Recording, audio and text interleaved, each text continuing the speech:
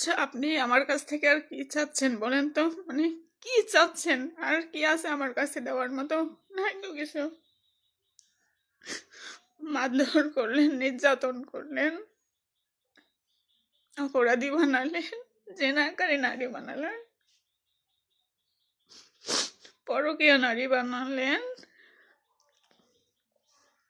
বেশ্যা বানালেন, অনলাইনে মান সম্মান নষ্ট করলেন, আমার সন্তান আমার থেকে আলাদা করলেন, আমার টাকা পয়সা নিলেন, গাড়ি বাড়ি নিলেন, আমার পাশের সিটে অন্য কাউকে বসালেন,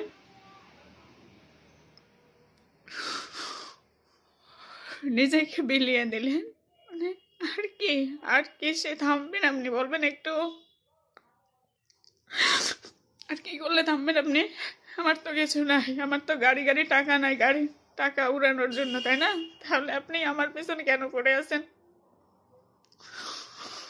আপনি আমার আইডি গুলা কেন নষ্ট করতেছেন? আপনার মতো কি টাকা আমার, টাকা কি আমি আমার ব্যাংকে রাখছি হুম? চারিদিকে বিলানোর জন্য আপনার মতো? কালকেও কালকেও বললেন ভীতি ছাড়া কেউ নাই, আজকেই অন্য নিঃশ্বাস পড়লো আপনার লাইফ জীবনে, শরীরে।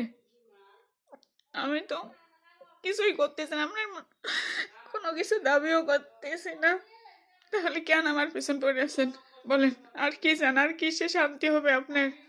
শান্তি হচ্ছে না, অভিশাপ দিব না, ভালো থাকবেন আপনি।